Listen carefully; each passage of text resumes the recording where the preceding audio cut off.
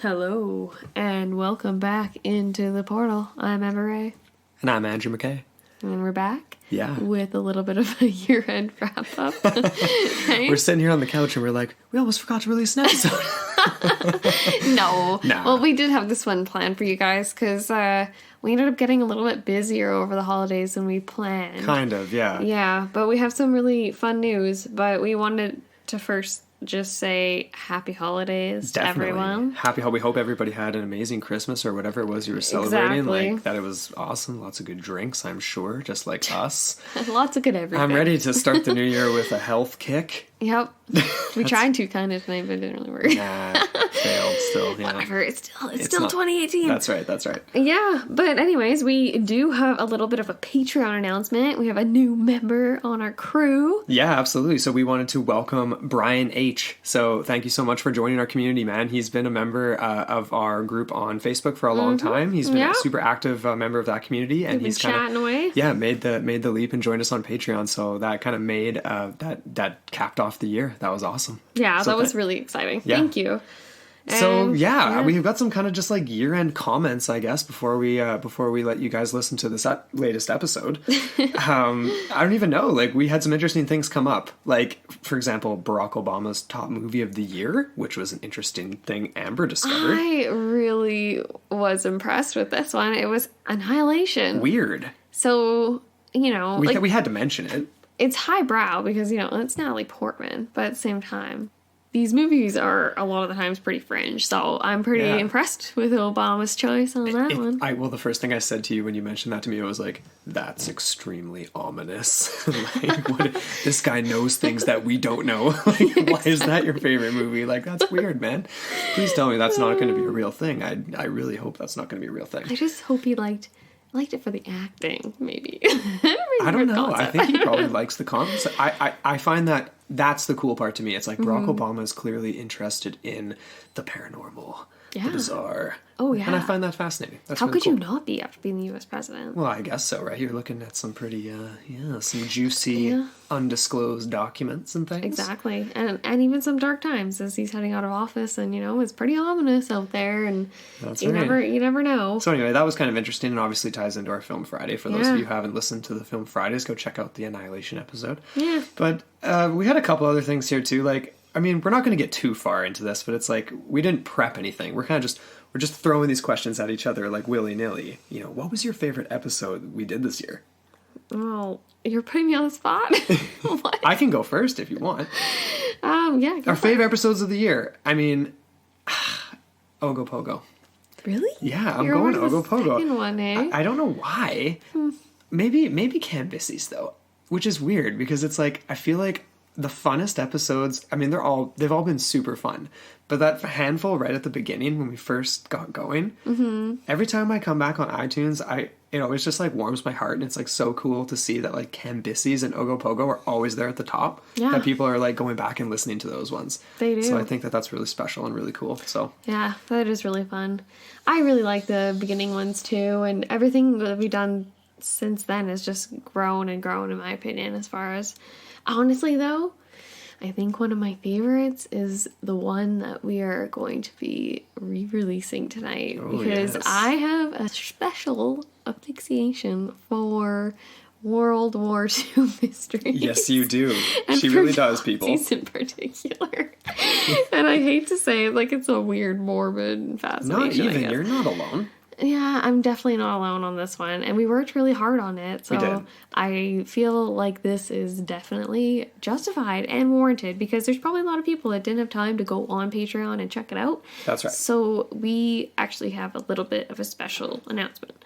So like we said, we were a little bit busy over the holiday break for very good reasons. And Andrew ended up popping the questions. So so we ended up getting engaged, and so that was a kind of a whirlwind, and we're still riding that wave. A little bit. It kind of overtook research. It kind of did. That, Christmas, the holidays, family, all of it. So yeah, I can't. I'm still in the clouds, and I probably will be for the rest of my life. Oh, but sweet. We decided that we wanted to re-release the Amber Room on our regular feed for everyone because we know that We know that not everybody had a chance Yeah. to listen to it because it was a little hop, skip, and a jump to get over there and listen to it on Patreon, and a lot of you did, but we know how many people listen every week, and that a big chunk of you didn't get a chance to listen to this episode, so this is still a taste of what we do on Patreon, but holy moly, like Amber said, like this was one of the coolest episodes we've ever done, in our opinion, so here it is on our regular feed. Totally. Yeah. So it's a very special historical mystery we have worked really hard to put together this month. And this is the type of thing that you can look forward to every month on our feed on Patreon. And we want to bring more. We really do. More historical mystery. Yes. Right. Well, all of it. Well, more in really. general. More you content. mentioned historical mystery today too, though. You were like, I'm really digging it. I'm getting jazzed up about this stuff. It's exciting. It's It fun. is, it is. Because it's so real and tangible, you know what I mean? Like, there's stuff to be found. There is something about it that just really jives with my more rational brain. Totally. And and like we said, like it's less conjecture. There's a lot of conjecture, but there's a lot more tangible elements too to a lot of it. Not that I love fantasy and I love thinking about the surreal and everything else. Of course. That's We what love we're all that about. stuff. Of course. But Into the Portal is our name. balance is the name of the game. maybe. Indeed. But anyways, yeah. So we would love to bring this special encore presentation of a Patreon exclusive from our December feed.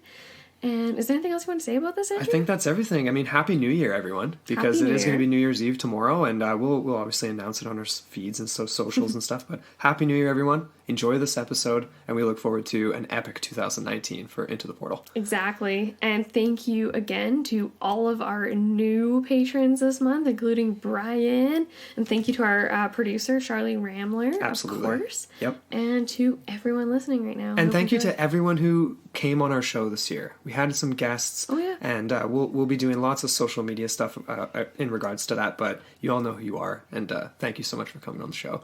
And that's all I have to say. Ready for this? Let's do it. All right.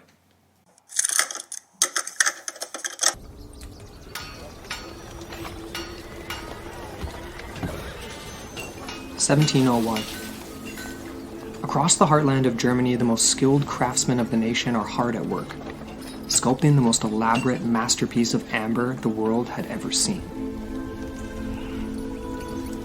Several tons of material were incorporated into the construction of massive panels, sculptures, furniture, and even doors out of the golden gemstone into what became known as the Amber Room. Admired across Europe, the Amber Room caught the eye of Peter the Great on a visit to the Prussian kingdom. It would travel back to Russia with the infamous leader where it found a new home. That is, until the German makers came calling for it in the throes of World War II. By the end of the war, the invaluable Amber Room had vanished. What fate had the priceless art piece befallen? Join us on Into the Portal for an all-new, full-length Patreon-exclusive episode examining the notorious vanishing of the Amber Room.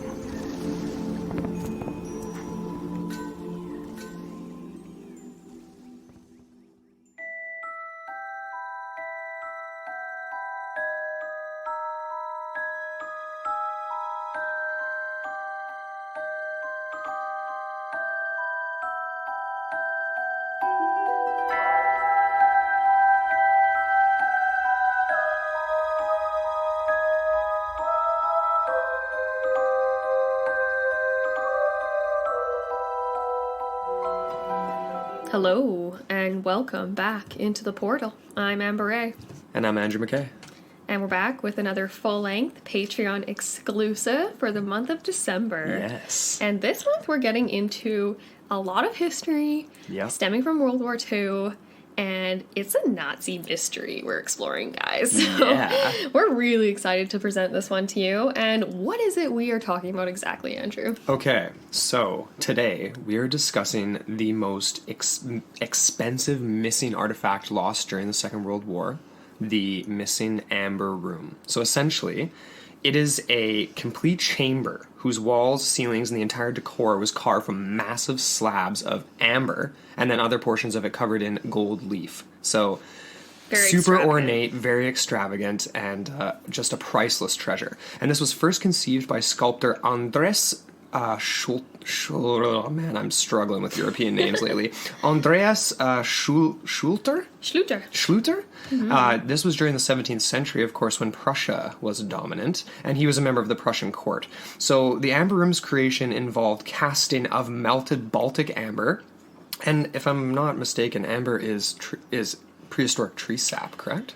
It is. Okay. Yeah. It is essentially, the area of the Baltic Sea is one of the largest storehouses of this naturally occurring gemstone. It's considered a semi-precious gemstone. Semi-precious gemstone, right? Yeah. Okay, cool.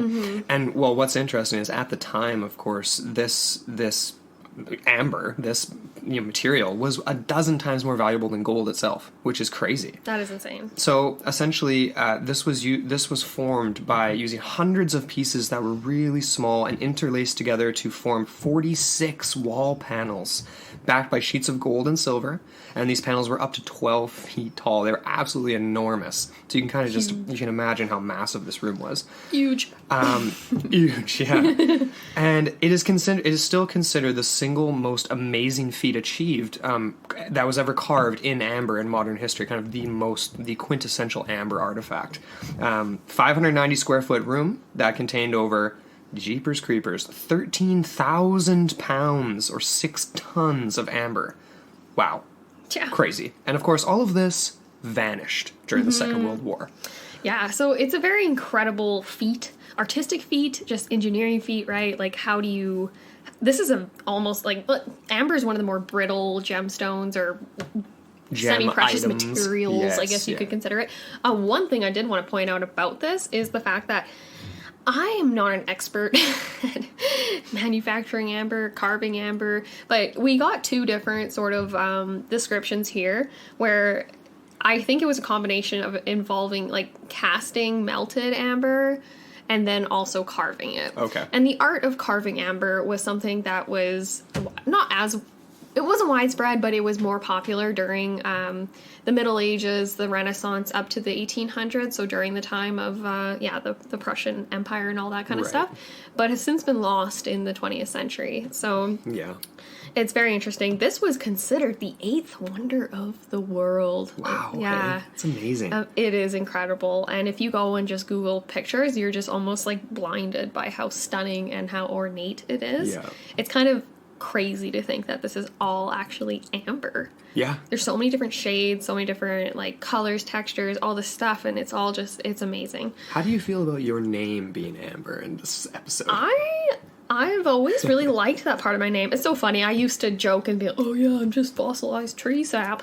but really though, like, I have gravitated towards that. I have many amber pieces of jewelry. And they're beautiful. Exactly. Mm-hmm. My mom likes to get them for me, so, it's a thing. Yeah. But the actual amber room origins is actually really interesting too. It has a lot of political history. Mm-hmm. And essentially, originally, it was intended for the Prussian King Frederick's Charlottenburg Palace in Berlin, which was the largest palace in Berlin at the time. However, eventually, the panels themselves were fitted into another palace, the Berlin City Palace. I'm not sure why they changed their minds. I don't know. It's probably just a last minute royal decision, Just an aesthetic change. Yeah.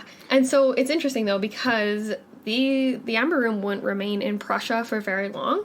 In about 1716, Peter the Great of Russia made a visit to Berlin City Palace in order to forge an alliance with the Prussians against Sweden. Okay. Yeah, so they were, there were some rivalries going on there.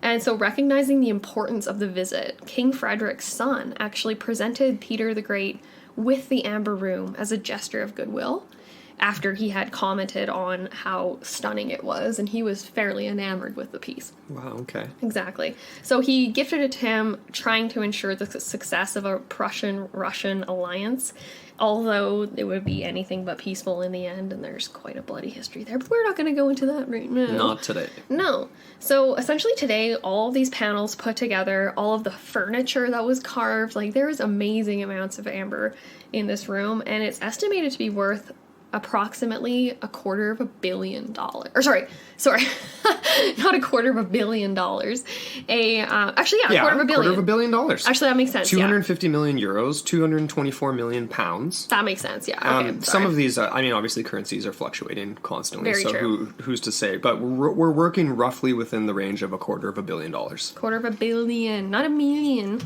Why have billions when you can have millions? Yeah. So definitively the most valuable art piece missing. Yes. In the world. So that's the real mystery here. So the Amber Room ended up in Pushkin Palace, just outside of Leningrad, St. Petersburg. I think St. Petersburg became Leningrad eventually. But anyways. Was it the other way around? No, it was because Peter the Great, St. Petersburg. Right. And then when Lenin came and the revolution happened, then it changed to Leningrad. That's right. Exactly. So essentially, yeah, it went missing during the World War II, and it is considered the most valuable piece of art stolen by the Nazis during this time.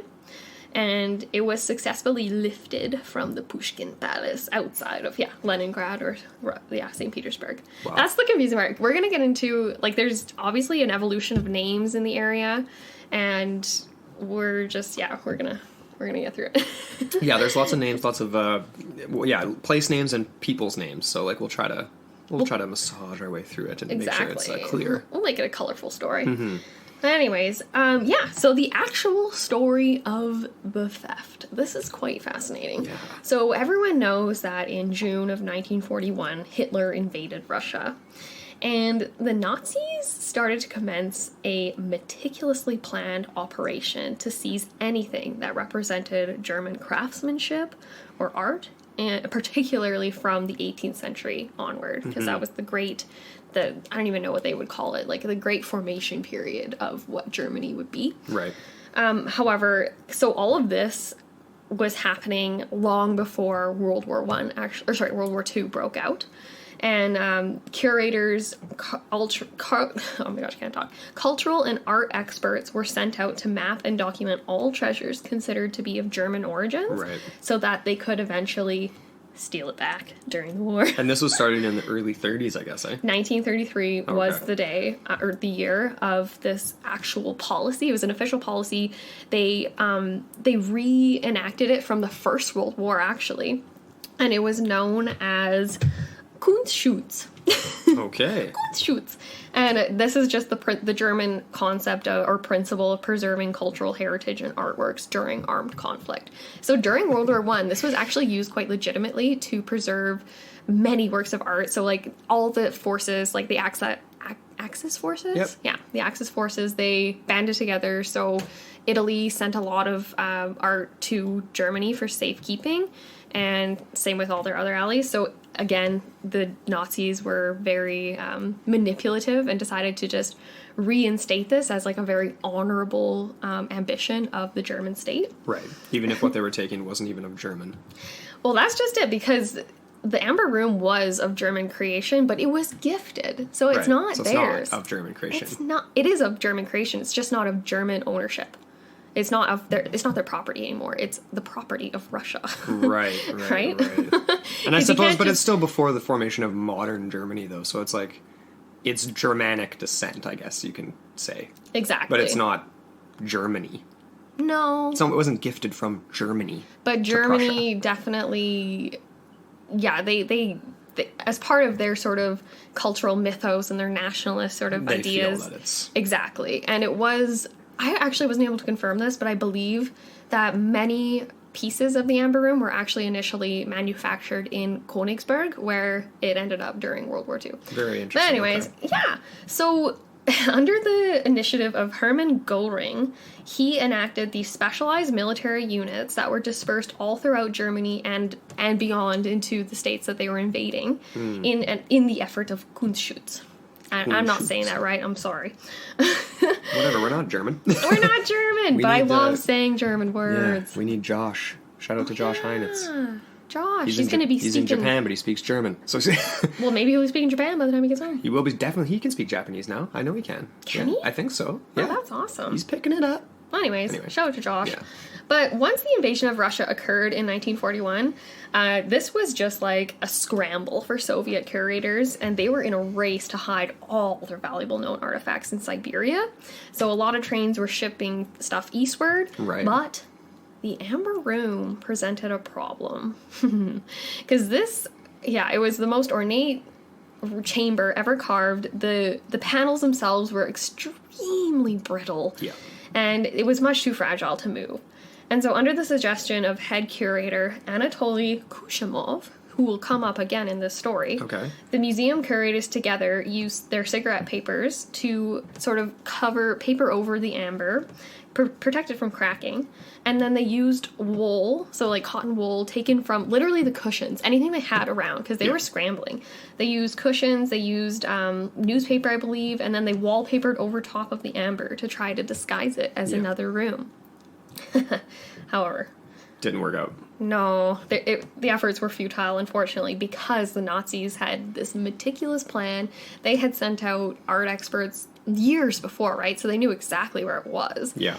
And they essentially were just waiting for their moment.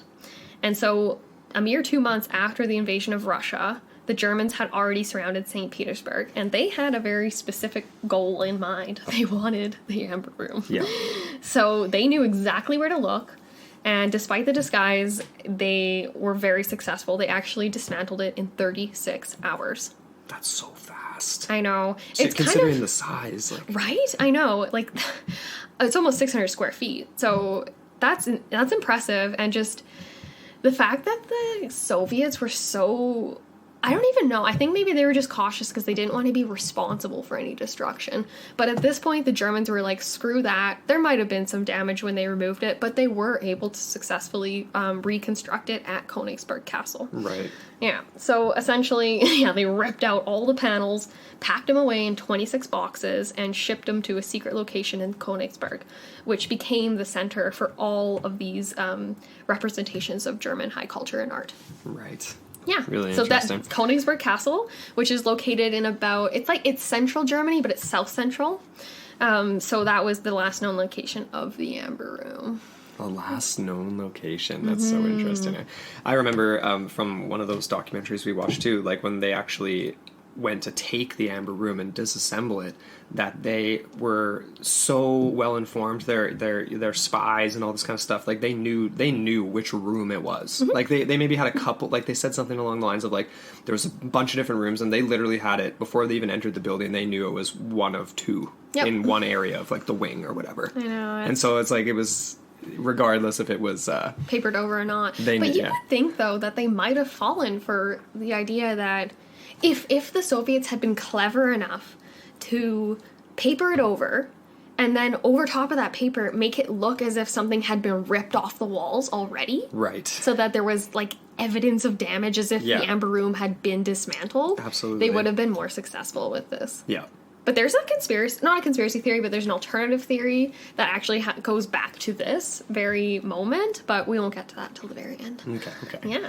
So we're going to get into sort of the theories as to what might have happened to this precious art piece. The meat of the mystery. And we'll start off with the most, it's not dull, but I'd say it's the most, how would you describe It's this? just the most mainstream, or the least interesting. The least satisfying, that's for sure. So the generally accepted mainstream theory or perspective on the Amber Room is that it was destroyed. That it was destroyed by the Soviets at the end of the war during the retreat of the Germans from Königsberg, which you just said was its final known location.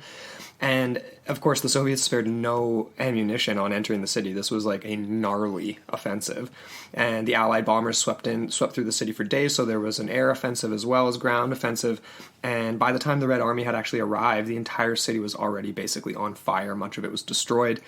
And it was said that most witnesses, that most of the witnesses basically said that Königsberg Castle had remained standing, but they weren't sure if it was... Anyway, so the Red Army moved in and basically demolished anything left over that hadn't already been destroyed. And in their fury of reigning over the... Sorry, I'm I'm getting turned around here. Basically, they could have destroyed it, which is very, very They sad. were infuriated. They knew that this was a hotbed of Nazism. This was a central location, very important, very strategically significant. And they were just balls to the wall, just like destroy everything, not a single brick left unturned. Yeah, which to be fair was kind of, I mean, the mindset you had to have going into a full out siege at the end of the war. But of course, as the dust settled and the Germans had retreated, the Soviets couldn't find any traces of the Amber Room at Königsberg. Supposedly. So of course the story goes that they were suddenly basically like, holy crap, did we just demolish to pulverize the Amber Room into dust? It's just that dread descending over them. Could you imagine that? Like, you're in your fear, your blind fury, you're just going and just wantonly destroying everything. Of course you're going to destroy the castle. That's like the pinnacle of the city. Just as a symbolic thing, yeah, you have to. I'm actually not sure what the state of Königsberg Castle is to this day. That would be interesting. I'm sure that parts of it remained intact for sure, especially like the lower parts of it.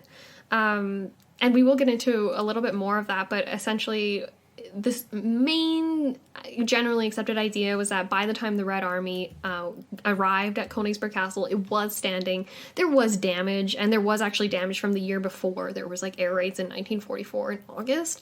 So it had sustained significant damage throughout the war too. Yeah. So who's to say? Actually, I would love to go visit if there is. But of course, there's an aspect of all this I think you'll touch on later, but like they didn't find anything. Exactly. Anything. But that's just it, though. You get discrepancies all over the place. And that's where we get into these muddied, mired politics of the Cold War and all this fun stuff and like and nationalist agendas and what's at stake here for each country, right? Definitely. Anyways. So, okay. So we're up to the end of the war. Everything's burned down, destroyed, all this stuff. In 1946... Anatoly Kushimov, so the original curator of the Amber Room, he went to investigate the Pushkin, or sorry, not the Pushkin Palace. He went to investigate Königsberg Palace, where the Amber Room was said to be destroyed. Mm-hmm. And he, interestingly enough, reasoned that the Amber Room had survived the siege. Okay. And he was of the mind that it had been spirited out of the city while the resistance was still ongoing. Mm-hmm. So he deducted this from the fact that the Amber Room contained there was these 4 panels described in this documentary that were basically identical, I guess, and super ornate. Okay, so this is 4 of 46 panels we're talking about here. So anyways, apparently he found fragments of 3 in the rubble. And these fragments allegedly disintegrated on contact, so he didn't actually have any evidence to bring back with him. Huh. But he did say significantly that the 4th of these super ornate panels was actually missing, leading him to believe that the Amber Room had been transported and stored elsewhere underground. There's other accounts, though, and we watched another documentary with this guy, Oliver Steeds, and he interviewed I think it was a curator of the museum now that is Königsberg. It is still standing, like it's still there. Yeah. I'm just not sure what state it's in, if you can go visit it or not. I'm sure you can, but yeah. But essentially, he was talking to this young girl who was an official with the castle, and she said that there had been no evidence found of burned amber, melted amber, anything to do with the iron locks and panels that would have kept the boxes together, like the crates. So that to me is a big piece of missing evidence. Definitely. Mm-hmm. And I mean, just the fact too that if on the front end, when they did all this research and had all these spies and were so meticulous in knowing exactly where it was and being able to package it up in 36 hours and transport it back, why would you half-ass it on the back end when you know you have a $250 million, well, now, whatever, it would have been even more back then. Exactly. Item, and you're just going to wait till the last second to be like, oh, crap, maybe we should pack this up. They were smarter than that. They were, obviously this is in one of the most tumultuous times of the war. A lot of chaos, a lot of things, a lot of stuff going missing, and not because it's being destroyed, but because people are looting themselves. And Nazis were responsible for a large portion of looting their own treasures that the state had acquired. Yeah. So that's a huge component here. An interesting point, though, about Kushimov, and we did allude to this already, is that he was the decision maker to hide the Amber Room instead of dismantling it. So he had a lot at stake here too himself. Like, you have to imagine, he's going in, he's investigating. He probably didn't want to come to the conclusion that the Red Army had destroyed the Amber Room. Therefore, he might have been trying to pursue any available means. there's a lot of available means though, and a lot of different competing theories out there. Yeah, So definitely. I don't blame him for not coming to the conclusion that it was just simply destroyed. So naturally, obviously, this is Cold War era. We have the creation of the division of Germany into East-West Germany.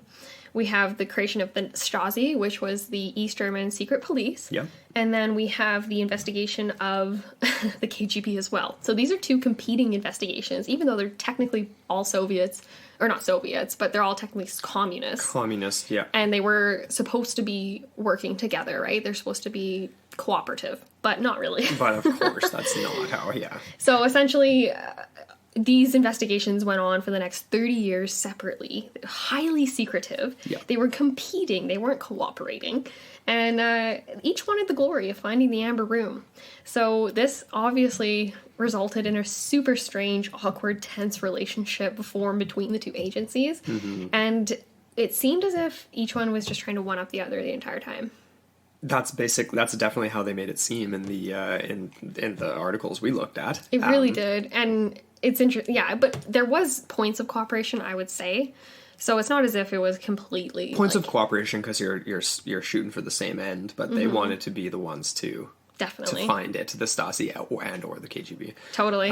So they all had their competing areas that they were investigating. The KGB was focusing more on Königsberg, and then the East German Stasi began searching a little bit closer to home. Right. Mm-hmm. So yeah, they were kind of following different clues, and one of the ones that the the Stasi were following was testimony from a former Nazi officer by the name of Gerhard Strauss. I think it's Gerhard. Gerhard. Okay, Gerhard. Gerard. Shout out to Gerard Way. Oh, sorry. So yeah, Gerhard Strauss, and he essentially explained that as the bombs fell from the Allies and the Germans were surrounded, the Amber Room was transported to safety. So he gave testimony that it had been moved, and so Gorlitz. Is there a T in there? No, I feel like there should be. That would just be so much. It sounds like a Bond villain or something. Gorlitz. I don't know. Sounds like it's from the movie that you were just referencing, the Nazi movie. Oh, yeah, Inglourious Bastards. Hugo Stiglitz. Yeah, I love that part. Okay. He was the first placed. This was. God.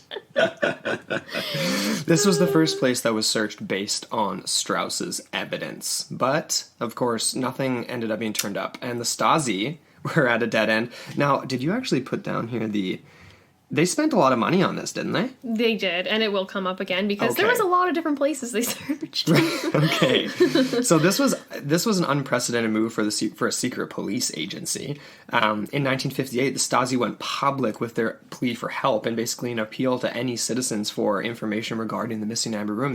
They figured somebody might have a trickling down of information from the war. Mm-hmm. This is kind of crazy, like the Stasi asking for the public's help. Right. Normally, they're monitoring and policing the public without the public being aware of it. So for them to come out and be like, hey guys, we kind of need your help with this one, was very unprecedented. It's unprecedented and obviously ironic and a little bit of a slap in the face to the German people, too. I'm reminded of that film, The Lives of Others. Mm-hmm. Anyway, you guys should go check it out. I love that movie. It's a good movie. And anyway, yeah, so they weren't known for this method, obviously. Paul Anka, not to be confused with Paul Anka, Who's that? He was like a jazz singer from the States or something. Okay, there. Very close in name. Not to be confused, because people know who that is. He was referenced in that 70s show when we were watching it recently. He was in the van with Kelso's van. That's right. So Paul Anka, he was the head of this operation, though, and a former Nazi himself, turned communist, and a member of the Stasi and the secret police. And Anka received a tip from a man by the name of Rudy Ringel. Man, these names were thrown out at you guys here. Love it. Who told him a story about how he had been digging in the rubble of his family's home when he found a package of documents from his father. Now, he claimed that his father was a member of the SS, and Ringel was scared when he found them and burned the documents. So he was basically afraid of the repercussions about the association of his father being an SS. So Ringel recalls reading the documents about 42 cases to be transported to... I don't even know what that stands for. BSCH? BSCH. Not sure. But we can Google it. Okay. Yeah, it was 42 cases. That's interesting because the original story was that it was 46 cases.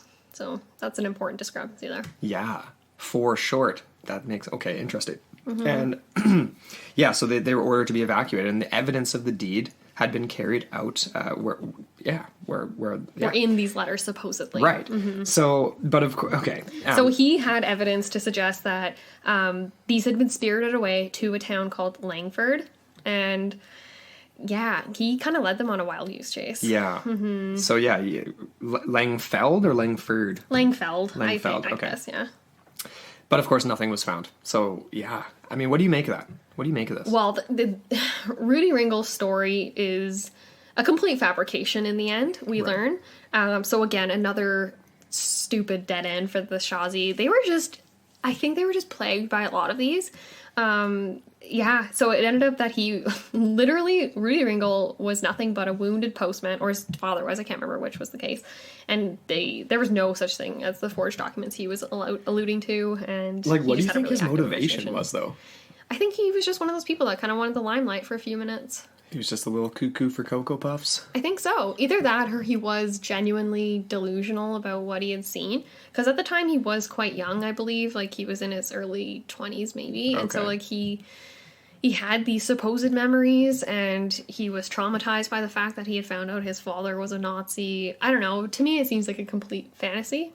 But I don't know. Maybe Rudy Ringel, there's more to it. But Rudy was definitely eliminated as being a legitimate lead. Regular size Rudy. But the mystery continues. And there was an actual breakthrough in the 1960s from the KGB investigation. And this is where we get into a very prominent member of the SS who was responsible for... He was like the art director for all stolen Nazi treasures throughout the war, and he was stationed at Königsberg, and that was the central place, like we said, for all of these treasures to be centralized. So essentially, the investigation on the KGB side had turned to Erich Koch, who was this prominent SS officer, like I alluded to, and he was responsible for looting numerous works of art during the war.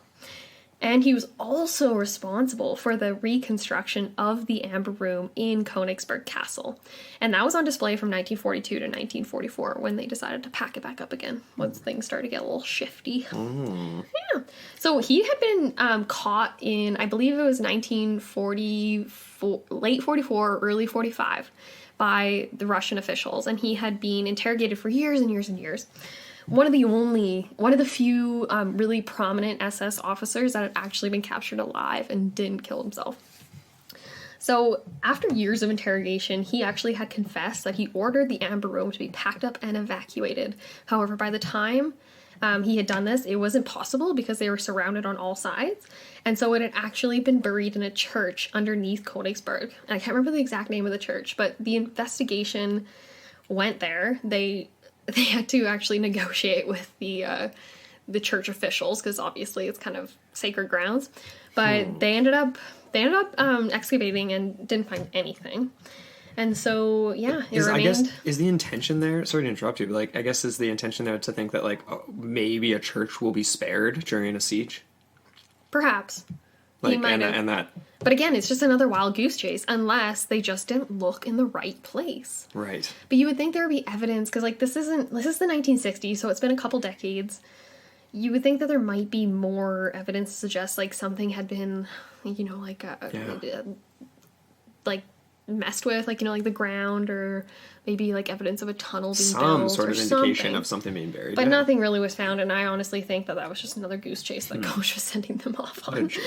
Right? Because, as if you weren't enough of a dick already. Exactly. Okay, this is another really colorful character. Koch, like we alluded to, he was the director for all these stolen artworks, but he was looting himself. He had a very large collection of looted artworks.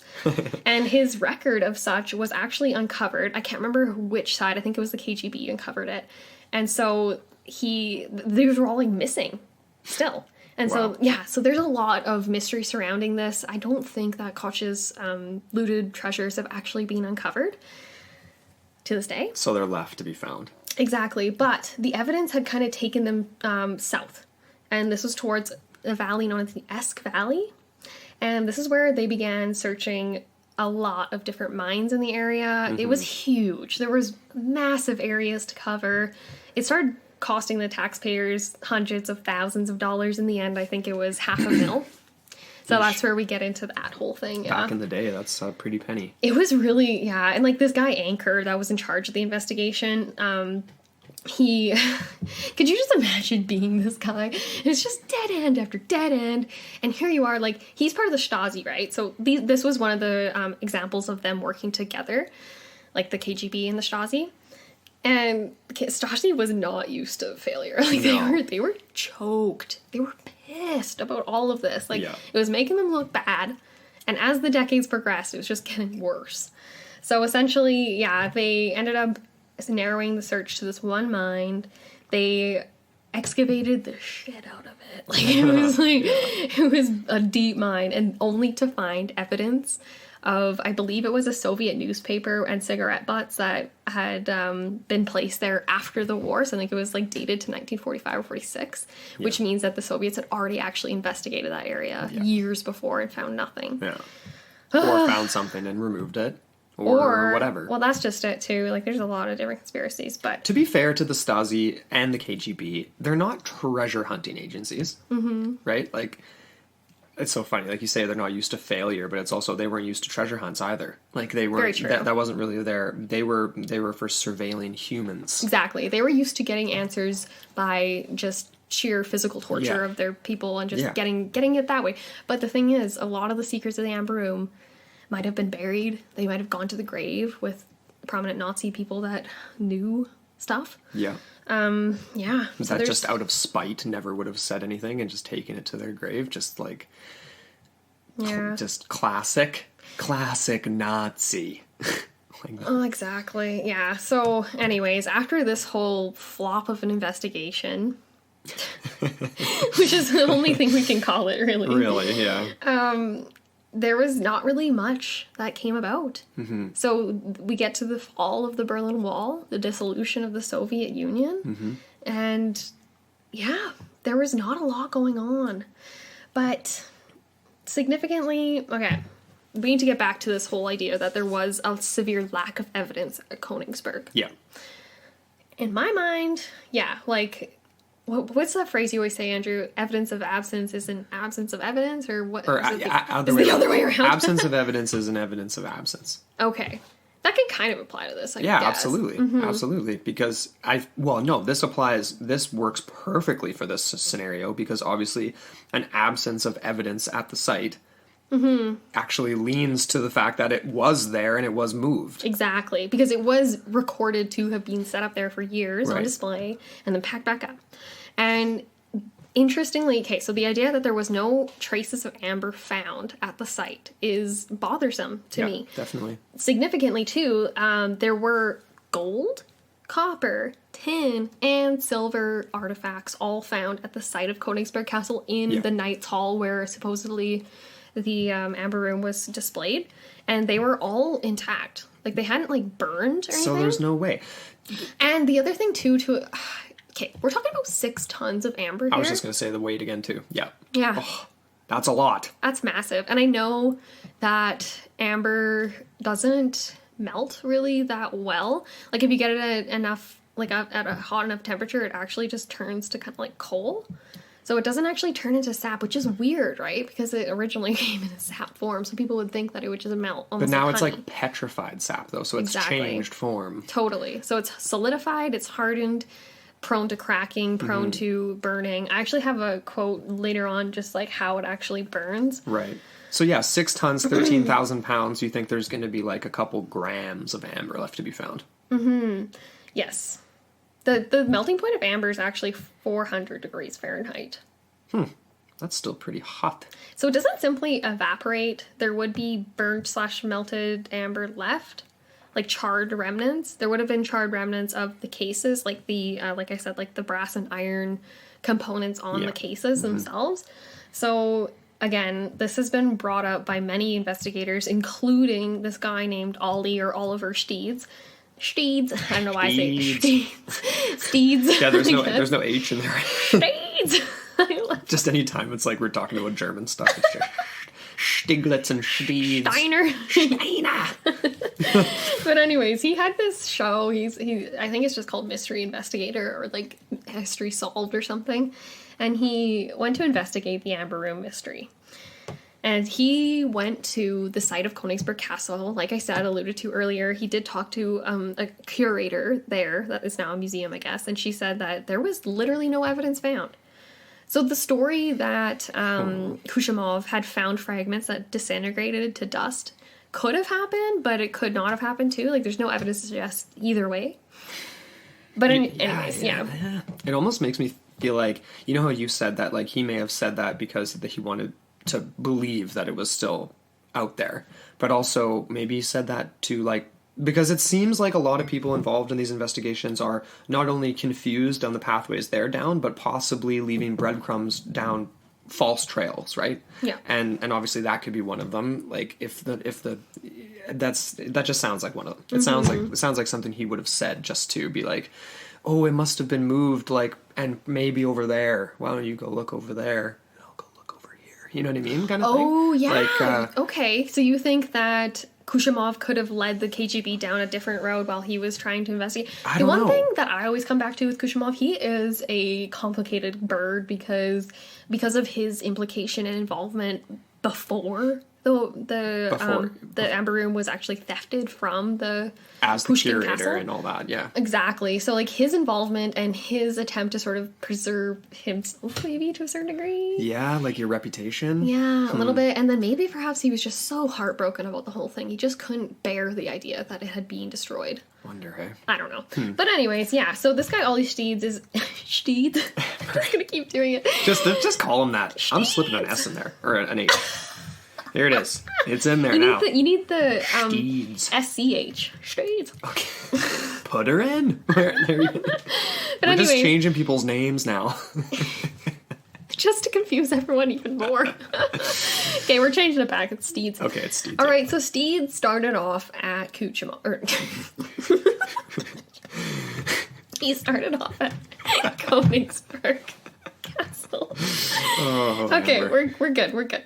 All right, and he basically started with the premise that the Amber Room is out there somewhere. Right. He is definitely of the mind that that is the case. Mm-hmm. And he came to this small town near the Czech border called Savitnich, and I'm saying that so wrong, and I have the wrong spelling in front of me too. I'm so sorry. But anyways, it was this little town near the Czech border, and it has a lot of history of stories about Nazi treasure that were buried at the end of the war. Okay. This is a very interesting area because this was one of the first places that Hitler took over during the war, and so the Nazis would have considered it a safe place in the final days of the war to kind of congregate everything and then dismantle it through maybe, Swiss railway lines? Maybe aboard ships in the Baltic Sea? I don't know. So anyways, yeah, so this town near the Czech border, and even just all along the Czech border, this is a hotbed of different sites where people theorize that the Amber Room could have been stored. And so he ended up talking to this guy, famed Nazi hunter. Nazi. I'm going to go with the Brad Pitt. You're turning into your mom. Yeah. I'm turning into my mom, yeah. is that what you're going to say? Yeah. No, yeah, that's better though. Go with the Brad Pitt. Yeah. Nazis. Yeah. Okay. So Helmut Gansel, he is a famed Nazi hunter, and he says that he had information from time that he spent undercover in a Czech war prison, with former SS. So he actually was in there disguised as one of them, and he gained information that there was a significant number of crates that were brought from Königsberg to this area. Okay. And that they were brought by train and then by truck as things got worse and worse. Right. And that they were to be buried in a tunnel that was dug by over 300 French and Russian POWs, so prisoners of war, who were gunned down afterward. And so there's a a field that we were brought to in the documentary, open field where they farm now, and it's a pit where 300 people were buried. Right. And then on top of that, the Nazi officers, there was 11 of them that were in charge of this operation to dig this tunnel, known as the Snake Tunnel. Yeah. And it's interesting, their commanding officer, once the 11 had basically just machine gun mowed down these 300 prisoners of war into this pit, they were brought for, like a little congratulatory, good job, boys, that's good. And then while their backs were turned, their leading commander mowed them down. So they were killed. All of them were killed just to protect the secret of where this location was. Okay. So this is huge. Anyway, so this Helmut Ganschel, the Nazi hunter, as we refer to, he believes that the treasure is still there, buried in this tunnel known as the Snake. Okay. And he refers to this guy, Christoph Klein, which was another SS general.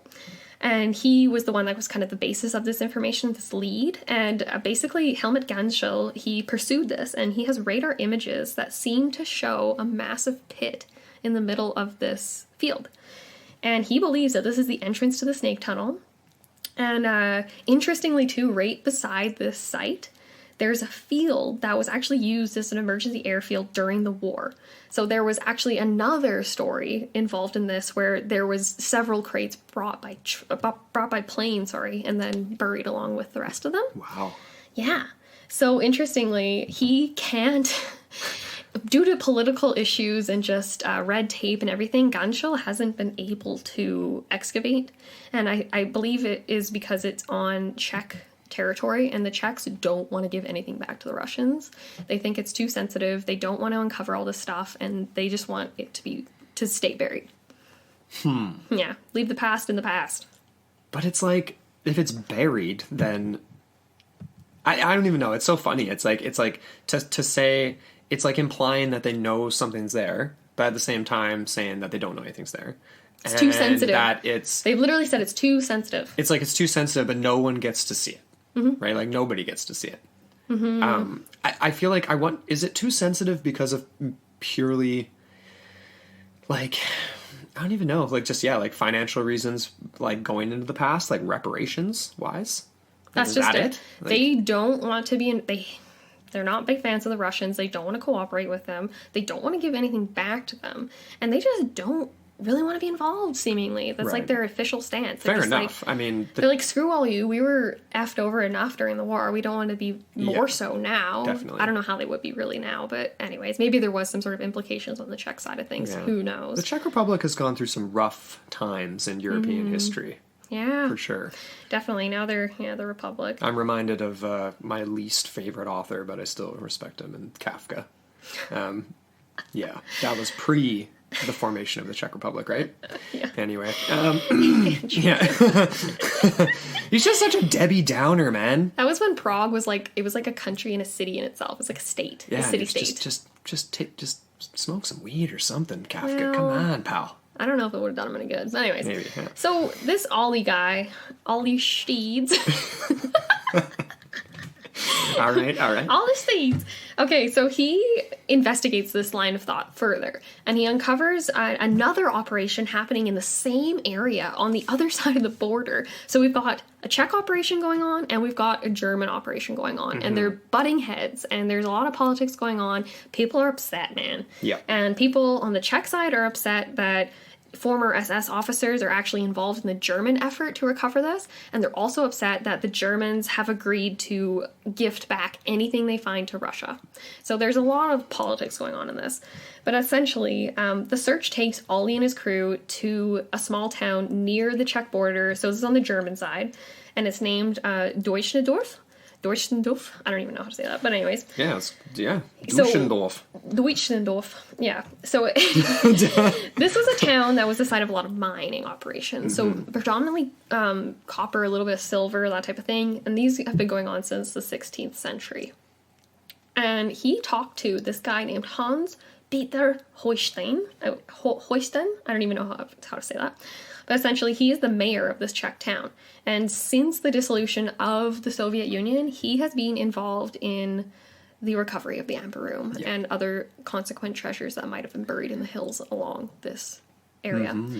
So he kind of has led the investigation, and there have been miles and miles of tunnels searched underground, and they've been slowly excavating them. They're very, very precarious, I would say. Definitely. Maybe some booby traps in there too, like some mines and things like that. So they have to be really careful when they're going through this. I find it absolutely fascinating, just the sheer distance that these tunnels stretch, and then just the fact that like how many more there could be that we don't know exist. How many were blown up, like the entrances? That, exactly. Totally. And he has uncovered a lot of like carved stuff from the Nazis in the walls of these, so it does actually support the idea that they were using these extensively. Right, okay. Yeah, so Alstein, as I will refer to him, the mayor, Mayor Alstein, began his search based on the clue from the mouth of a dying Nazi who proclaimed that the Amber Room was buried in the hills of the area. He wasn't exact, but he did say this, and it was confirmed further by witnesses, including Alstein's own father, Okay. who did support the idea that there were many boxes and crates, over 5 shipments sent to the area at the closing of the war. That's a good amount of items. Right? Okay, so this is where it gets even juicier. Okay. Even more conspiratorial here. So among these boxes and crates that were sent, allegedly there were significant incriminating documents from the regime. And he believes, Mayor Olstein believes that the Amber Room could have been used as a disguise or some sort of, like something to take the attention away from these documents. Okay. And he alludes to this idea that the Amber Room is known. It's an easy distraction from the other, more incriminating elements that have yet to be uncovered from World War II. Things that have not been resolved. And he has actually been, he's received death threats, anonymous letters, threatening to give up the hunt or else his entire town and his family will be killed. Yes. Okay. So this is insane. And it also details how these underground caves and networks are riddled with booby traps and explosives, and how they could possibly contain Himmler's archives on the Jewish annihilation, as well as the famed Jewish silver of Königsberg. So a treasure even beyond the Amber Room. Beyond, And yeah. and as long as we're talking treasure here, I know you're going to get to it, but this idea of other crimes, like documents, okay. Other Well, crimes. Documents on details of the concentration camps, okay, that's just going to add a cherry on top of an already horrible war crime we know happened. From the Germans. From the Germans. But what about other states? Exactly. And Involved. that's where it gets tricky. Yeah. And there are people that have suggested that in these documents, exactly that, there could be records of even more extensive crimes that we don't even know about. There could also be perhaps bank account numbers.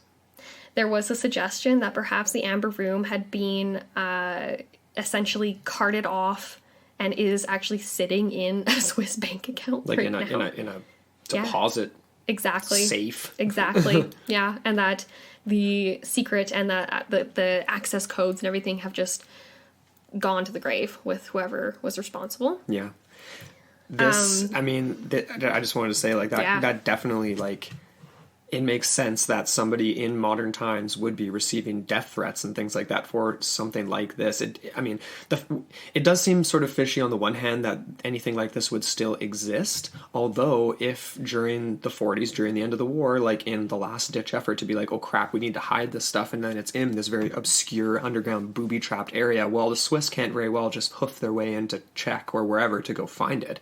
So yeah, you're left with these things potentially. So imagine if, whatever, 25 years from now, this is uncovered, say, and we realize that, like, that would rewrite world history. It would, right? Because you would, especially for, I mean, we're harping on the Swiss here, but we know that obviously it's only been recently that Swiss bank accounts have been cracked down on with the whole Panama Papers thing that came out in the last few years and stuff like that. Yeah. Literally, it's just been recently. And up until that, that's obviously been the most well-known place to store your money, whether you are a African warlord or a Colombian drug dealer or even the US president. Or exactly. Yeah, or And even the US president. You made a really good point about this, Andrew, too, the other day when I brought this up originally. You said, because I was like, oh, like the Swiss were spared in all of this. Like, even though the US Treasury were making accusations that they were very complicit in a lot of Nazi operations. And it wasn't it wasn't coercive, it was cooperative. Right. And the reason perhaps that the Swiss didn't get reprimanded is because everyone important in the world has money stored in Swiss bank accounts. Pretty much, right? And if they found out they were implicated, that literally that's one step away from being connected to the Nazis, right? So if you're George Clemenceau, if you're Woodrow Wilson, if you are any of these states that are participating in the formation of the League of Nations after the war, you can't very well implicate yourself in bank accounts associated with stolen Nazi treasure. It's insane, man. And it gets even crazier. Okay, so Ollie Steeds, this investigation, obviously they were focusing on the Amber Room, but during the process of making this film, they uncovered much, much more. And they revealed a lot of that in the official blog. And so this is quotes from the blog here. He says, a number of our sources told us that the Amber Room would most likely have been hidden along with numbers to secret bank accounts. At first, I didn't realize the complexity and complicity of the Swiss involvement. The total amount of gold looted by the Nazis during the war itself, not only from defeated nations such as Belgium, Holland, and Hungary, but from Jewish and other victims, is now estimated at $580 million. Right. The gold came from governments and civilians, including the Jews murdered in concentration camps, from whom everything was taken down to the gold filings of their teeth. Of this, about 400 million, worth about 4 billion today, went to Switzerland, either to the Swiss National Bank's own account or through their banks to other nations. So they were the conduit through which this money... Argentina. Yeah, exactly. So it says here, this is huge. Swiss shipping lines furnished Germany with a large number of boats for the transport of goods. Switzerland also allowed an unprecedented use of its railways to link Germany and Italy for the transport of coal and other goods. Yeah, super neutral, hey? Super neutral, oh yeah. So he goes on to say that there is a huge amount we don't know about what happened during the war with the Nazi legacy, including the complicity of others and the location of some of their plunder, which remains unsolved. Yeah, and he even says here, he's not obviously saying that the Amber Room is held in a Swiss bank account vault, even though anything is possible. But he thinks it's possible that the Amber Room has been hidden along with these numbers to Swiss bank accounts. And he went on to say, he had so much detail, and we'll include a link to this in the show notes, but he went on to say that essentially over the years, the Swiss have been very shady in recovering, quote unquote, these like lost funds or whatever. Yeah. I think it was in the 1950s they magically recovered 9.8 million. Billion, sorry. And then in the 70s they again uncovered 30 billion, million, I believe. I think you originally said... No, it was 400 million. So of that 400 million... they uncovered 9 million, then 30 million, then a few other millions. Gotcha. So it's just this gradual sort of process over the years, but they still haven't accounted for a lot, like over 50% of it. Right. Mm-hmm. And obviously those values are way higher today. Like as you're describing it, like it was $400 million in the 40s, and then as they're going the decade, up to the 60s and 70s and blah, blah, blah, they're finding this, that, and the other thing, and the total value today would have been $4 billion. Essentially, yeah. Mm-hmm. So I'm fascinated in all of this. I'm more interested in finding these documents than the Amber Room now. Exactly, right? The story gets more and more fascinating as you go along. Like who else could be implicated in this? Like, it's interesting. It's very interesting. Yeah, it's still a very it's a hotbed topic. Yeah. Still to this day. Over 70 years later. It's funny too, like back in the 40s, obviously there wasn't quite, obviously still like manufacturing weapons and like tanks and planes and stuff was like big industry, especially planes coming into play more so in the Second World War, but it's not the same as like, say, like Halliburton being able to profit off of like the Iraq War and stuff like that. Yeah, the privatization. So I don't know how much coordination or would have happened between potentially like like how much allies would have been like down for. I don't think it was quite like the way it is today. It's not the same as far as like outsourcing, but they would have been complicit in just the basic, like the transport of stuff, right? Yeah. Even just basic goods, coal. cereals, Yeah. you know, things like that. Like, you never know. And everyone's implicated to a certain degree, I would say. Right. Yeah. So anyways, that's very interesting. I really liked Ollie's approach to this mystery. He was very open. He, you know, he's obviously doing it for a TV show, so you're always hampered by that format, but I liked a lot of what he had to say. Yeah, me too. So there's a few other locations as well. And, excuse me, oh my gosh, got coffee burps here. One of these other locations is the Ore Mountains, or Hartenstein. Hartenstein. Another location in southeast Germany near the Czech border. Right, so same sort of area that we've been talking about here. And this has been recently, there's actually been 3 German sort of retirees, these pensioners as they describe themselves. They're basically using their pension money to go on a treasure hunt. Leonard Bloom, 73, Peter, I'm trying to pronounce it like Peter Lohr, 71, and Gunther Echthart, 67. So they basically think the Amber Room could be hidden in deep underground tunnels outside of the Ore Mountains in southeastern Germany. And yeah, that their entrances have now been blown up, right? So that they need to be essentially re-excavated, right? And they have evidence of that. It's not as if they're just... No. Yeah. The question is why. I mean, obviously lots of tunnels and entrances and this, that, and the other thing were blown up during the war. It doesn't mean because it was hiding treasure, but... They do have other evidence to support, though. Right. So the team has extensively studied witness reports filed long ago by the KGB and the Stasi in their search, and came to the conclusion that the Amber Room must have been hidden in this cave network known as the Prince's Cave, and we've mentioned this. So the location near the Czech border, local witnesses claim to have seen many big wooden crates loaded into the mouth of these caves that are now no longer existent, recently mapped out by these explorers using radar. So that's... Yeah, so, I mean, maybe we are going to still uncover this stuff, right? Moving forward. So explosives were used to seal up the entrances afterwards, but the cave system lies underneath a railway line. The same line that in 1945 had a train stopped from Königsberg, of course the place where the Amber Room was stored by the Nazis during the war. So lots of little breadcrumbs here. Yep. And this is a quote from Lohr, one of the gentlemen. The hideout is underground. The hideout is underground, is above the railway line, where in April 1945 a train from Königsberg was stopped. So that's the same It's thing. basically the same thing. Eckhart then goes on to say, we discovered on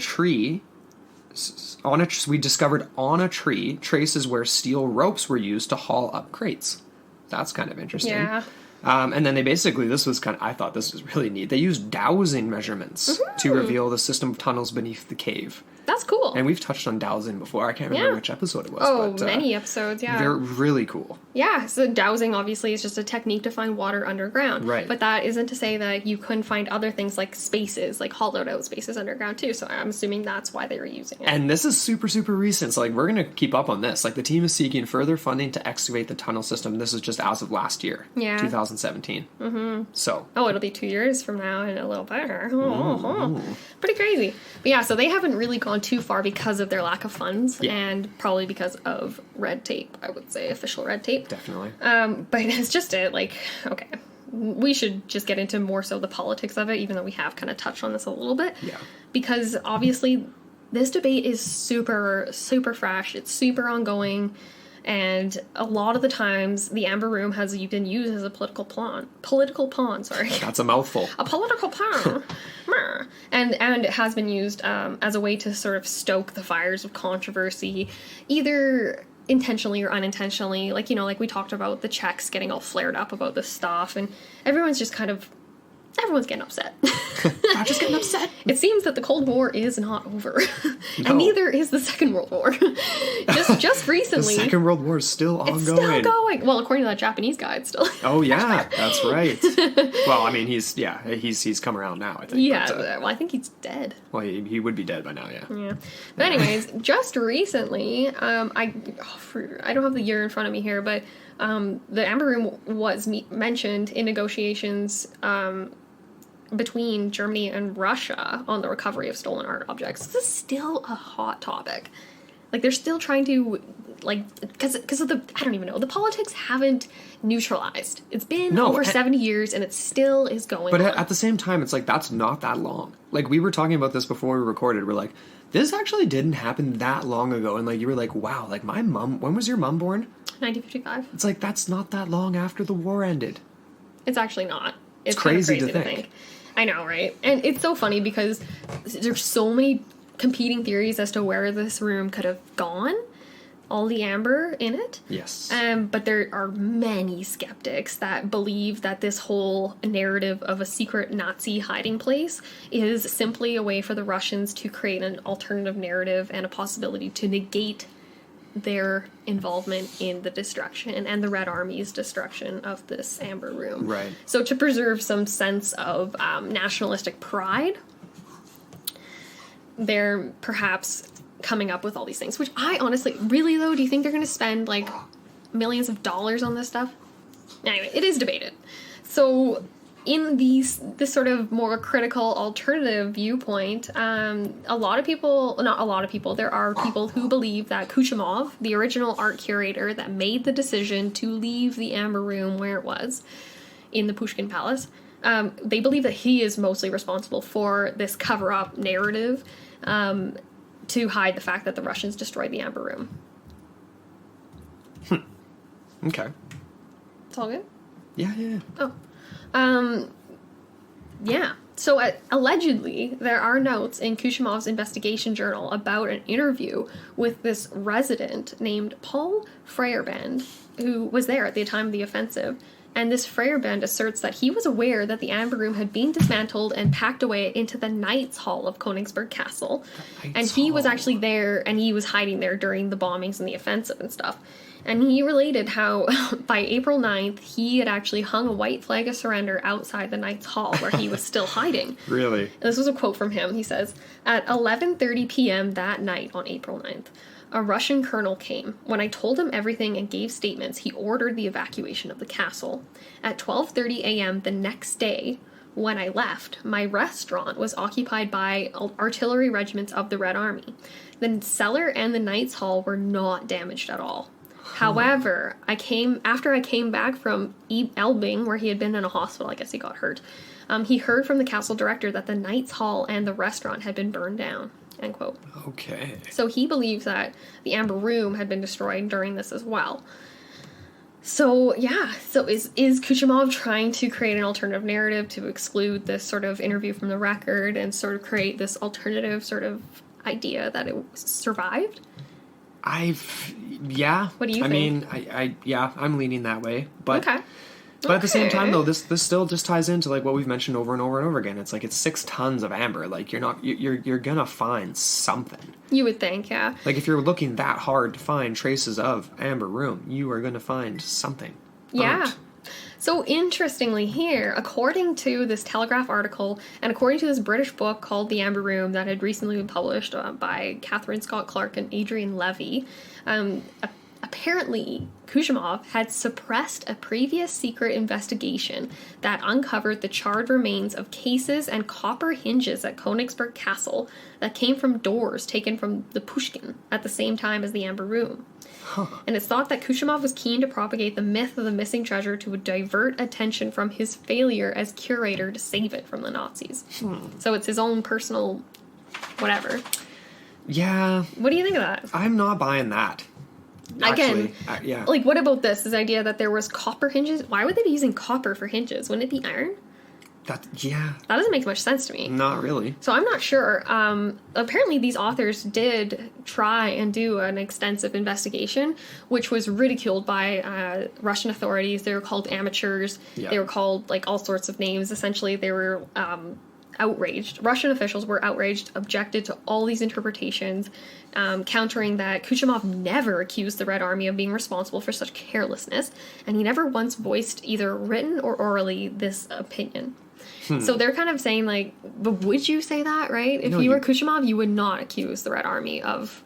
No, you wouldn't. And this is an interesting quote you had down here, like, even the thought that the Red Army could willingly or not be behind the destruction is perceived as blasphemy throughout Russia. So is that just a firm, staunch stance of denial? I guess, but at the same time, like I mentioned this yesterday when we were talking about this, the idea that even if the Russians did destroy it in that siege, that's not their fault. Like, no. I don't even understand why you would even be Like, this whole story is a series of the blame game, right? Like, so, and after the war, it was nothing but the blame game. Blame Germany, disarmament of Germany. Well, if you accidentally destroyed this priceless treasure, that is 100% Germany's fault. They stole it from you.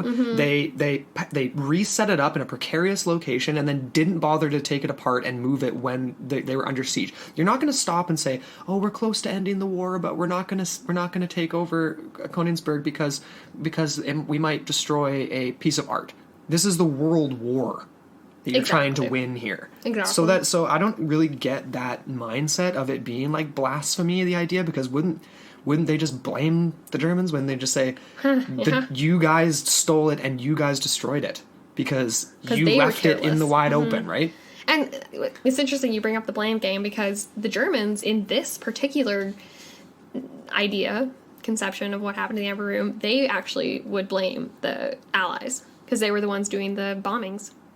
Yeah, and so they've like, actually made that suggestion before too. Oh, yeah. Sure, guys. Yeah. I know, right? Yeah. So there are other people that say that it was destroyed as well during the siege. And there was this guy, his name is Leonid Arstein, and he's the advisor to the president of the Russian Culture Foundation. And he actually did agree with these British researchers that the Amber Room had been destroyed, but again, argued that it was not the Red Army to be blamed.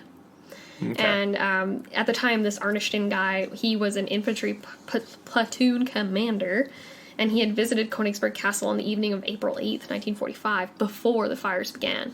And apparently, he was one of the last people to see what was remaining of the masterpiece. In a quote in the St. Petersburg Times, Arnstein actually said, "Panels of the Amber Room were kept in the basement packed in boxes.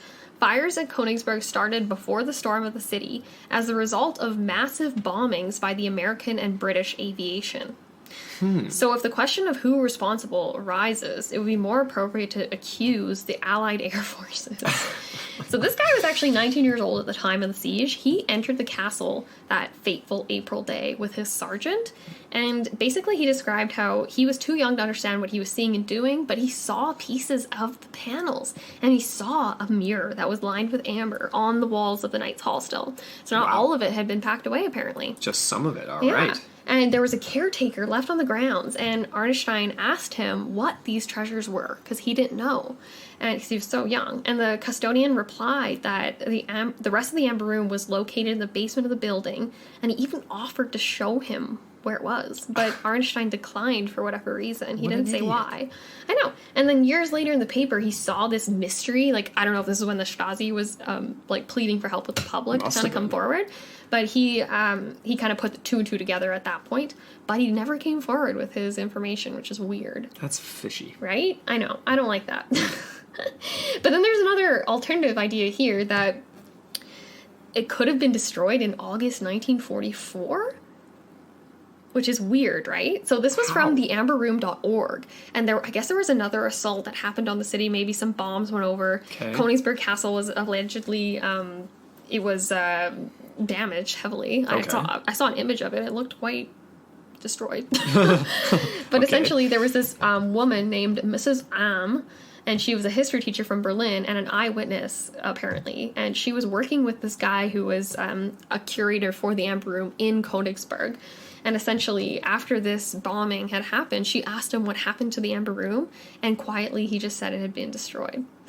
And so this was in 1944, which is, I don't even know what to make of this, because I don't really know. And it says here, this is an interesting quote here. This is where I was going to say we're getting into how amber burns. Mm-hmm.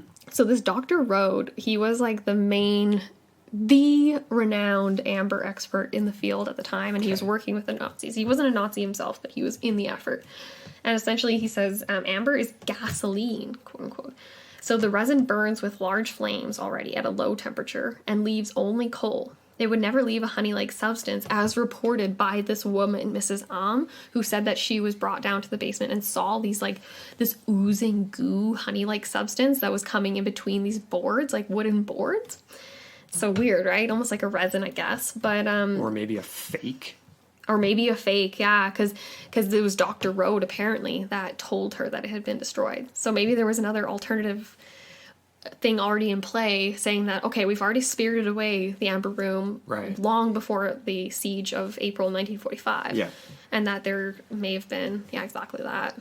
A sort of a hoax or like Crates full of amber-like substances. Yeah, who knows? So that was the other thing. So the amberroom.org is of the mind that the Amber Room is out there somewhere still.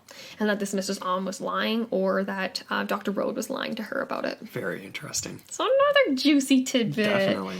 Yeah.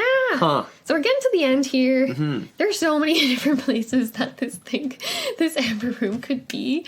And there was a lot of really interesting ones here. So we've got some other alternative theories, possible Let's hear locations. it. I'm very curious.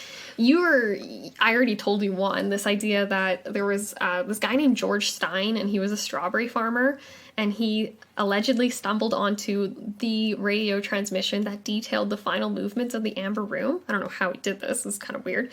But essentially, he met up with someone who was described as a search competitor. So I'm assuming they had their own search going on for the Amber Room. Yeah. They were left unnamed in this article. It's just a list first article.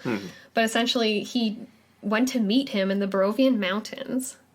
But instead of anything happening, George Stein was apparently found dead in the woods. And his stomach had been slashed open with a scalpel. And the official cause of death was ruled suicide. I've never heard of anyone committing suicide in that way. That's because no one has ever committed suicide in that way, ever. Exactly. In the history of the world. So what happened to him? This was in the 1960s, I believe. Although, actually, that isn't entirely true. Didn't, Japanese samurais stab themselves and... Yeah. But this guy wasn't a Japanese samurai. He was on the hunt for some treasure. He wasn't looking to kill himself. No. So clearly this is very much like the mayor that we mentioned earlier, except this guy didn't get a warning. He just got a knife to the gut. He just got murked. Yeah. He must have been close then. He must have been. You have to wonder, right? There was another idea that, another Koch connection, Koch, so that guy that we mentioned, Eric Koch, the SS officer in charge of art in Königsberg. Right. He apparently was implicated in another. So this guy, a pensioner by the name of Karl Heinz Klein, believes that he knows the location, and that it was actually in East Prussia, and part of Eric Koch's numerous treasures that he had accumulated in his hometown of Wuppertal in the Ruhr area. Okay. And so he says here, this is a quote from the article, "It would not be a far stretch to imagine it of Koch. Even the Nazis were appalled at his brazen thefts and use of concentration camp inmates for personal gain. Koch was tried for corruption before a Nazi court in 1944 and sentenced to death. Later reprieved, he returned to favor and continued amassing his personal fortune until the end of the war." You got to imagine that the reason he was reprieved and later could climb back up the tower was just because of him already amassing this wealth. Yeah, exactly. So he probably had a lot of secrets, a lot of influence, and he was probably reinstated because of that. Yeah. There's another idea that perhaps the Amber Room was sunk on the Baltic Sea in January of 1945. Along with these evacuations, there was this boat called the Willem Gustaf, and it was carrying over 4 times the number of safe passengers, and it was torpedoed by Soviet submarines. And so people think that it could be down there. Okay. Could be at the bottom of the Baltic Sea. Yeah. Back to its final resting place, back to where it came from, really. Essentially, yeah, exactly. Which is interesting. That's a really good point. There's this other idea that it was buried in Poland in a Nazi train that was loaded with treasure and tunneling through this mountain in Poland named Walbreitz. I don't even know how to say that. Do you have a better way of saying that? Oh man, Polish is tough. I can pronounce something like Walbrecht. Walbrecht. I don't know. Anyways, apparently this is a booby trap train, and it has yet to be officially located. But people think that there is so many treasures on board, including a huge amassed wealth of Jewish wedding bands. So, man, crazy. Yeah. I don't know. That's coming down to the end of it. The only other sort of fun thing that I'd throw out there is the idea that it's hidden in a secret location only known by Stalin. So that it was actually a forged Amber Room that the Nazis uncovered in 1941. And it was never the real thing at all, and that Stalin knows where it is. It's somewhere in Siberia. But that doesn't make any sense. Why wouldn't they just, after the war is over, they'd be like, hallelujah, yeah, like, we got it. Yeah, we found it, yeah. Yeah. You'd think they would, unless he took it to the grave. Yeah. And or, smuggled it out of his own country. I mean, he would have inevitably had, Swiss bank accounts and stuff like that, too. Very true. And then there's the whole idea, like, if the Swiss actually did provide these ships, like we mentioned earlier, maybe it's in Argentina now. That was a hotbed for Nazism after the war. Yeah, that's one of those ones I threw out the other day. Like, just the idea that, although you made the comment that, like, it wasn't super valuable broken down into individual pieces. Like, amber was valuable, obviously, but as a whole, it's much as a more. whole, it was much more valuable. So the idea of it being, I mean, it's valuable as an art piece, right? So yeah, even if it was smuggled out to Argentina or something like that, it wouldn't have really been able to be used as a means of, like, Yeah, I don't know. continuing the war effort, or to Yeah. just cash in and, like, live out your days or whatever. I guess if you got like one door though or something, that would Possibly. be quite valuable. Well, on the black market, Exactly. to say this is from the Amber Room. Totally. And some prince in friggin' wherever has it. That's an interesting point though, and even to this day, like, this area of the Baltic coast and stuff is a huge mining area for amber still. And the amber that's actually uncovered is quite raw. It's not valuable in itself. It's only valuable once it's been carved into, like, art pieces by skilled craftsmen. And refined and Yeah, exactly. So, yeah, theoretically. That's another interesting point, just to sort of end the episode, is the idea that the Amber Room does exist. Yeah. It has been reconstructed. It's in Russia. Yeah. And it was made with over $8 million worth of amber, I believe. And the Really interesting cool. part is how they constructed it. Yeah. Or reconstructed it. Definitely. So, like, do you want me to go? Sure. Yeah, so it's like, because the only photographs they had of the original Amber Room were black and white, they basically took modern black and white photographs that were replicas of what it would have been to take those photos in the 30s, I guess it would have been, and then matched up the grayscale tones of their modern photographs and amber to what the colors would have been in the Amber Room, So, and then yeah. matched it up piece by piece, grayscale by grayscale, to reconstruct. Can you imagine how long that would have taken? painstaking. Unbelievable, but obviously worth it. And I believe tourists can visit They can. it, right? Yes. I would love to go. And that's just it too, because when they went about reconstructing it, obviously a lot of the skilled craftsmen that were around during the original construction in 1701, a lot of that craft had disappeared. Yeah. So amber wasn't nearly as valuable these days, and the skill of carving it was lost, essentially. So they had to kind of regain an understanding of that. They went through a lot. They actually constructed full panels that they just threw away. Yeah. Because they were like, no, this isn't right. Yeah. And a lot of it had to do with exactly that, the colors of the amber, which correlates to the age of the amber, Yes. and the amount of oxidization, whatever else present. So they had to, exactly, take all these photographs and then match up the exact pigment of amber, Yeah. and then reconstruct. In the shade gray. It's just so cool. Talk about Bizarre. a billion shades of gray. That's crazy, man. That's insane. Yeah. So I definitely believe that this thing is still out there. I don't think that the Germans would have let it be destroyed at Königsberg, and I think it was far too valuable, both politically and financially, for it to just be left by the wayside. Mm-hmm. I think it's hiding possibly in Switzerland. Yeah.